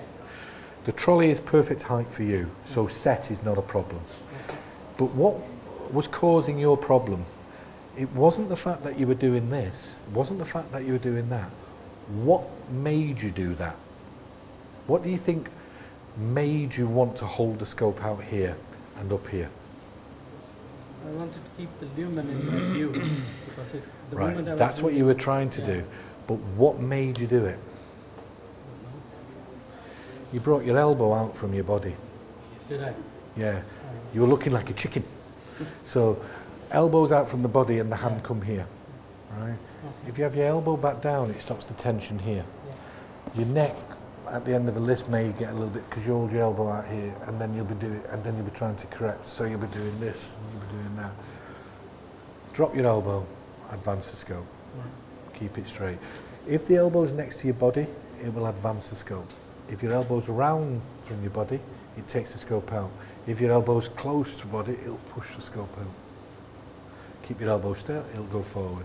So yours, if you actually keep your elbow next to your body and just hold the scope, you won't do any of that. But you're out here. And you noticed it. Yes, well, because you were looking at me, I wasn't. Yeah, but because I was chatting away, you guys think that I'm not looking. Then again, the malpositioning of The optimum position of the patient. The patient was brilliant, but he was causing the problem. Now, if we actually now critique ourselves, every one of us, what was causing your problem was things you were doing. What was causing your problem was things you were doing. What was causing your problems is lack of experience, but what you were doing. So when we actually think about it, the patient anatomy, the difficulty that the patient has us getting around, it's normally not the patient. We're the ones that are causing the problem. So if we can actually address that, then we can actually then be able to correct it before we need to correct it. So if we're aware of it, we minimise the chance of having an error or causing a problem. If we then engage something that's a problem, because of the position I'm in, because of the way that I hold the scope, I can optimise my risk, my chances of being successful. But all you guys have shown that yes, there are elements that you can learn, yes, there are things that you can progress from, but the most important thing you need to do over the next 3 days is chat to each other, support each other, and make sure that you understand. If none of you understand something, and if you don't understand what I'm saying to you and one of you does understand, explain it, but both of you come up and chat to me. I've got not a problem, because not here, I've come a long way to leave you confused. I don't want to leave you confused. I want you to go away, you get the best out of it that you can, and then be able to go away and say, I attended this course in Karachi, they gave me so much hands-on.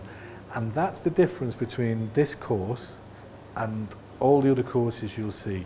They may let you start a case and then take over.